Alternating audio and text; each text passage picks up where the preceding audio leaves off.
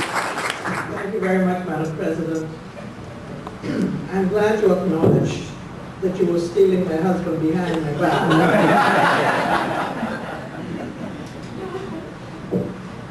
Living in the residence was educational, interesting, enjoyable, and fun. Also, every so often, it was frustrating beyond belief. I suspect many people would consider the benefits and perks to be just what the doctor ordered for one who was getting on in years and who could appreciate being waited on by household staff, housekeeper, maids, laundresses, chefs, cooks, butlers, maintenance staff. Sounds wonderful. These are the outward and visible signs that someday end will. However, it is what they don't see that could make the residents' lives joyful or miserable.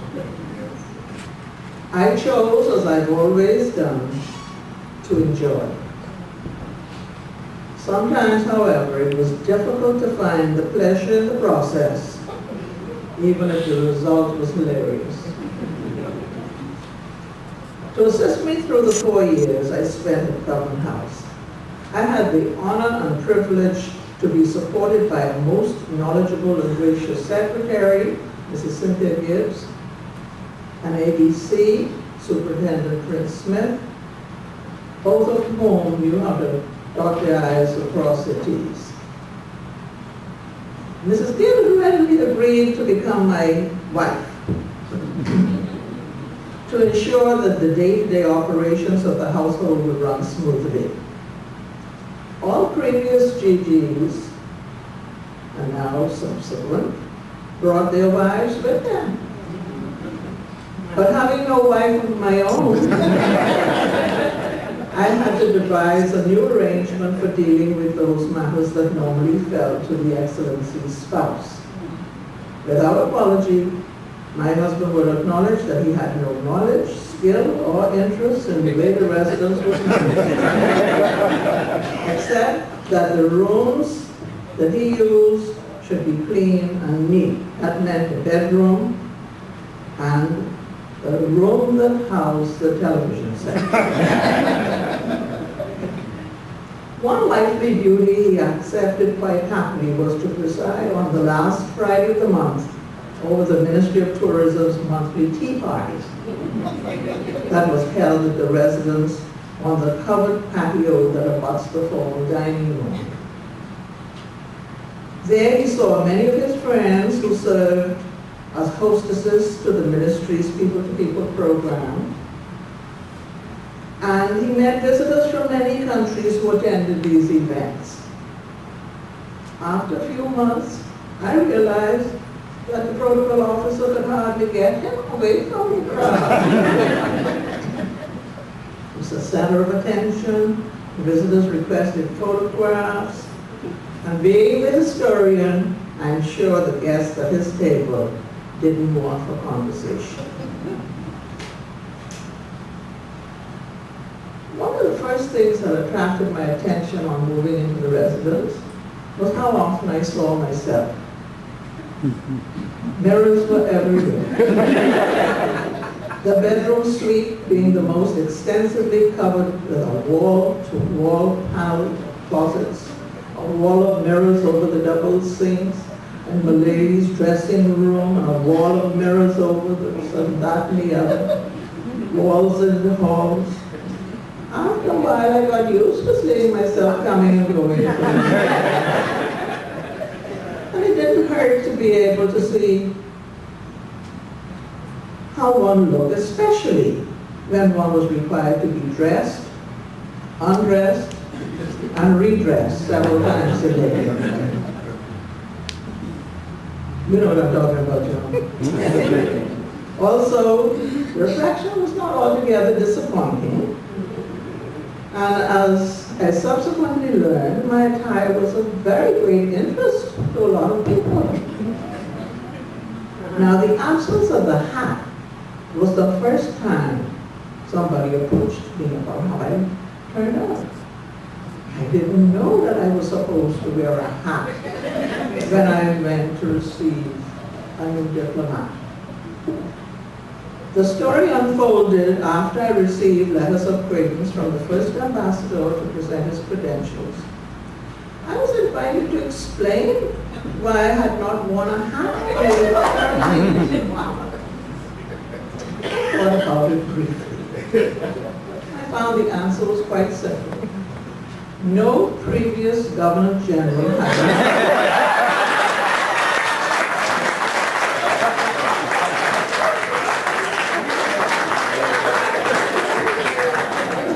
at such an event.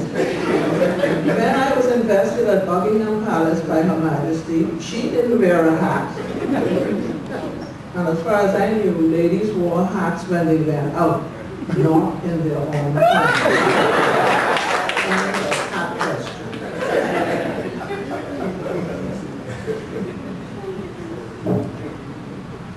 Once I'd sworn the oath of office and the oath of allegiance, I became a virtual ward of the state. Limited freedom of movement. The restrictions imposed by the office chafed with my personality, and I never grew accustomed fully to it.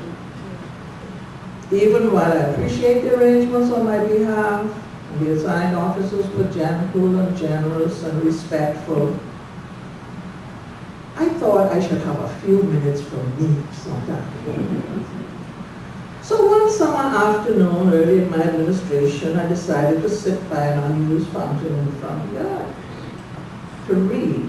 I rested my book down. It was a gorgeous day, and the huge poinciana was in bloom, and the butterflies were flitting about, and then suddenly I heard, "Are you all right?"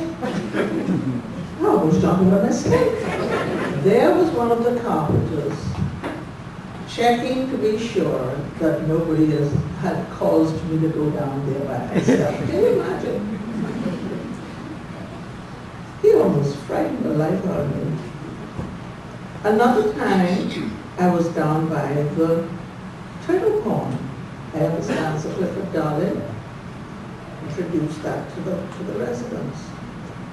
And I sat at the edge with my feet on the ground side, praise the Lord. When this person stood over me and said, "Excellency, could I talk to you?" Well, what was I supposed to say? Yes. I almost fell in the pond. But I then learned something, not to venture in certain parts of the property unless I told the security where I was going to be. Now, so Orville mentioned the courtesy calls, the children. I entertained many schools, visitors from abroad.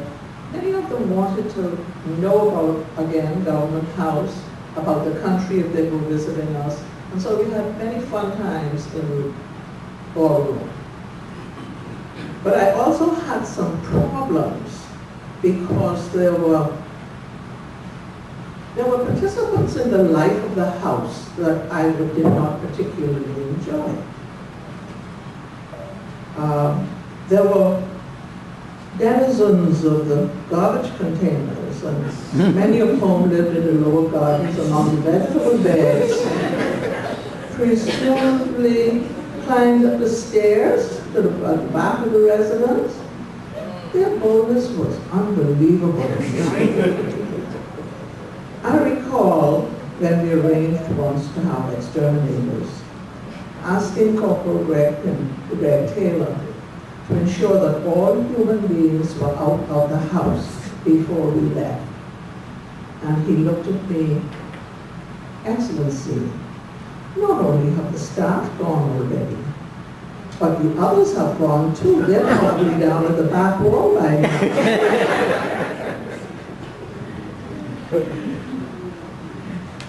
During the period we lived at the house, security officers were stationed there around the clock. We came to our own house while the debugging was going on. My house is very small, so they did got on the porch and in their cars. But I was determined that some of the participants who wanted to live with me in their house would not be there when I got back. Another interesting development that perhaps would never have crossed the minds of the men had to do with clothing. While I didn't go home very often, my clothes did. They were home every week. Our housekeeper of long standing continued to look after the house for our granddaughters who stayed there. And we agreed that certain personal items would be sent home for care, but that the ordinary clothes would go into normal processes in the residence. Well, one day my husband went to his closet and said, "Whose shirt is this?" I said, "Yours." He said, "Never had a shirt like that in my life." And then it became clear that the clothing was being done with some other clothing and so on.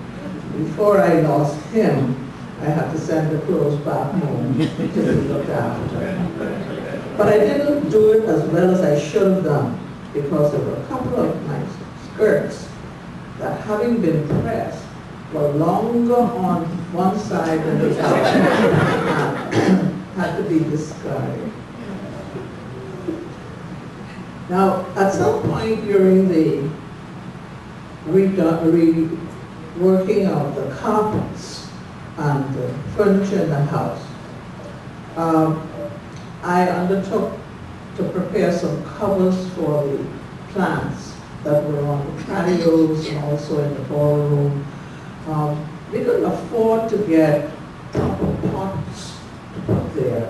And so just those little black pots that come from the garden shop were all over the place. And my sense of beauty sort of overcame me, and I decided that I would paint some pots.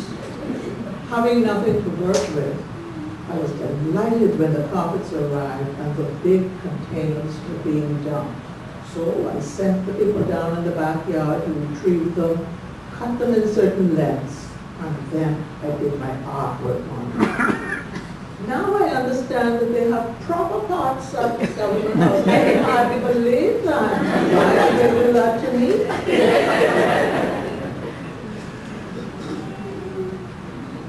The Ministry of Works has responsibility for the maintenance of government house.